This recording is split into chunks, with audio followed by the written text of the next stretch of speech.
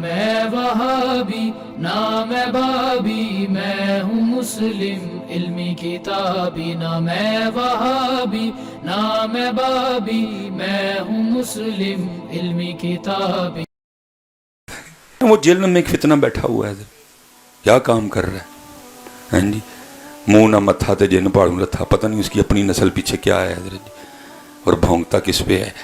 حضور غوث پاک پہ حضرت، بھونکتا کس پہ؟ حضرت سلطان باہو پہ حضرت، بھونکتا کس پہ حضرت جی؟ ہے نہیں حضرت بایزید پہ حضرت، ہاں جی، منہ نہ متھا تے جن پاڑوں لتھا، بھونکتا کس پہ حضرت جی؟ ہے نہیں حضرت بایزید پہ حضرت، ہاں جی، بھونکتا کس پہ حضرت جی؟ ہے نہیں حضرت بایزید پہ حضرت، ہاں جی۔ سرکار رکو ذرا، صبر کرو، آپ کو بتاتے ہیں کشف المحجوب جو تصوف میں پہلی کتاب ہے فارسی زبان میں، عربی زبان میں تو اور کتابیں اس سے پہلے لکھی گئیں، لیکن فارسی میں پہلی جو ٹیکسٹ بک ہے تصوف پہ، وہ اعزاز آپ کو حاصل ہے۔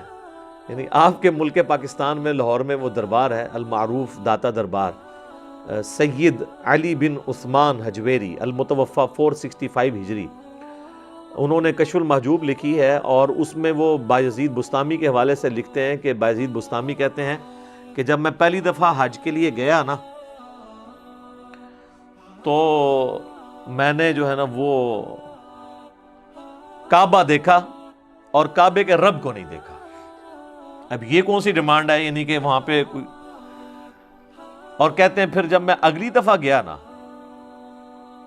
تو پہلا حج تو کہتے ہیں میرا ضائع گیا، اگلی دفعہ گیا تو میں نے بیت اللہ کو بھی دیکھا اور بیت اللہ کے رب کو بھی دیکھا، اور یہ وہ دعویٰ خواب میں نہیں کر رہے، بیداری میں کر رہے ہیں۔ تو کہتے ہیں کہ جی میں نے کہا یہ بھی اس دفعہ بھی حج میرا گیا، کیونکہ یہ تو شرک ہو گیا، کعبہ بھی اور بیت اللہ بھی، یعنی جن لوگوں کو ان چیزوں کی سمجھ نہیں ہے۔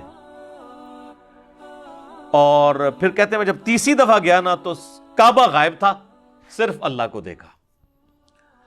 تو کہتے ہیں پھر بھی میرا حج نہیں ہوا، کیونکہ اس میں موجود تھا، ٹھیک ہے نا۔ تو اب یہ وہ ایک کہانی ہے، اور یہ اتنی عجیب و غریب کہانی ہے کہ اکثر لوگ سن کے اس کو سبحان اللہ کہتے ہیں کہ پتہ نہیں کتنی کو بڑی علمی کو بات کر دیتی ہے۔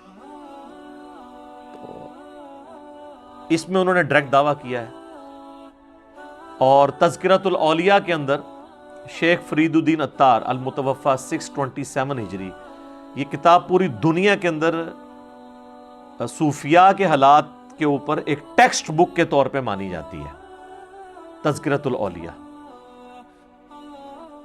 تو اس کے اندر انہوں نے بایزید بستامی کے اوپر ایک چیپٹر باندھا ہے، بایزید بستامی کی معراج، اور وہ کہتے ہیں کہ جی بایزید بستامی کو باقاعدہ معراج ہوئی ہے، جس طرح نبی علیہ السلام کو معراج ہوئی ہے، اور اس میں ان کا دعویٰ لکھا ہے کہ میں نے اللہ تعالیٰ کا مشاہدہ کیا ہے معراج کی رات، خواب میں نہیں، معراج کی رات جو انہوں نے معراج کی۔ اور اس کے بعد پھر کشف المحجوب اگر آپ پڑھ کے دیکھیں تو اس میں بایزید بستامی کے بارے میں آتا ہے کہ وہ کہا کرتے تھے سبحانی سبحانی ما اعظم شأنی، میں پاک ہوں، میری شان کتنی بلند ہے۔ تو علی بن عثمان حجویری کہتے ہیں کہ اصل میں اللہ ان کے منہ سے بولتا تھا، کوئی شخص خود تو یہ نہیں کہہ سکتا اپنے بارے میں، تو وہ بولنے والی حق تعالیٰ کی زبان تھی بایزید کے منہ سے۔ اب یہ وہ عقیدہ ہے جو ہمارا نبی الاسلام کے لیے بھی نہیں ہے۔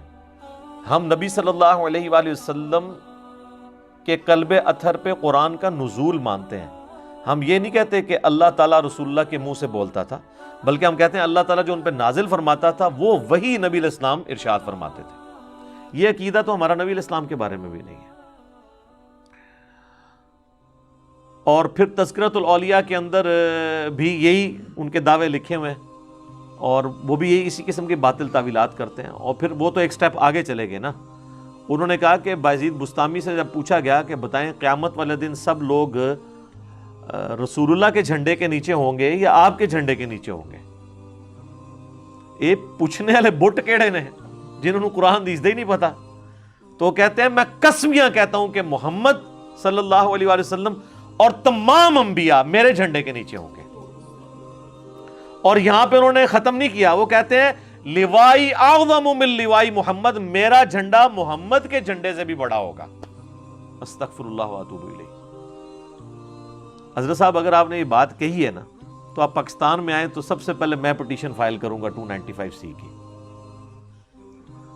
اب ان لوگوں کے ماننے والوں کو کم از کم ان کتابوں کو پرنٹ کرنے والوں پہ تو 295C لگوانی چاہیے جب تک وہ پرنٹنگ سے توبہ نہیں کرتے۔ تو پھر وہ مصنف عطار صاحب جو ہیں، فرید الدین عطار، وہ اس کی تعویل کرتے ہیں، وہ کہتے ہیں یار کہ بات یہ اتنے بڑے بزرگان دین تھے، یہ کیسے رسول اللہ کی توہین کر سکتے ہیں؟ اصل میں ان کے منہ سے اللہ بول رہا تھا جب وہ کہہ رہے تھے نا کہ میرا جھنڈا محمد کے جھنڈے سے بڑا ہے، تو اللہ کا جھنڈا تو محمد کے جھنڈے سے بڑا ہی ہوگا۔ ایک جھوٹ کو چھپانے کے لیے ایک اور جھوٹ بولا، اور وہ جھوٹ اتنا بڑا بلنڈر ہے کہ قیامت والے دن تو جھنڈا ہونا ہی ایک ہے۔ صحیح مسلم میں حدیث ہے، قیامت والے دن سب سے پہلے میں قبر سے نکالا جاؤں گا، سب سے پہلے میں شفاعت کروں گا، اور سب سے پہلے میری شفاعت قبول کی جائے گی۔ اور صحیح مسلم میں حدیث ہے کہ سب سے پہلے میں جنت کے دروازے پر جاؤں گا، دستک دوں گا، تو دستک کے اگینسٹ جواب آئے گا فرشتے کی طرف سے، کون؟ تو میں کہوں گا محمد، تو وہ مجھے کہے گا کہ مجھے اللہ کی طرف سے یہی حکم تھا کہ یہ جنت کا دروازہ سب سے پہلے آپ کے لیے کھلا ہے۔ یہ ہے کتابوں کا خدا، یہ ہے کتابوں کا پیغمبر، اور بابوں کا ریلیجن اب آپ دیکھ لیں۔ تو پھر ہم کیوں نہ عرض کریں کہ مرنے سے پہلے اے مسلمان کر لے اس پہ غور، کتابوں کا خدا اور ہے، بابوں کا خدا اور، کتابوں کا دین اور ہے، بابوں کا دین اور، کتابوں کا جہاں اور ہے، بابوں کا جہاں اور۔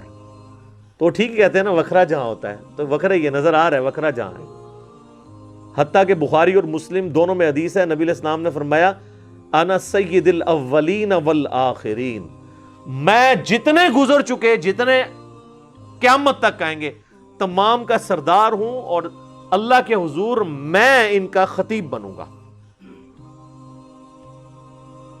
یہ ہے کتابوں کا دین۔ اور دوسری طرف بازید بستامی المتوفا 261 ہجری، ابو یزید بستامی، یزید ابا جی تو 261 ہجری میں فوت ہوئے ہیں، اور میرے امام مسلم بھی 261 ہجری میں فوت ہوئے ہیں۔ ان کا نام ہے ابو الحسین مسلم بن حجاج القشیری۔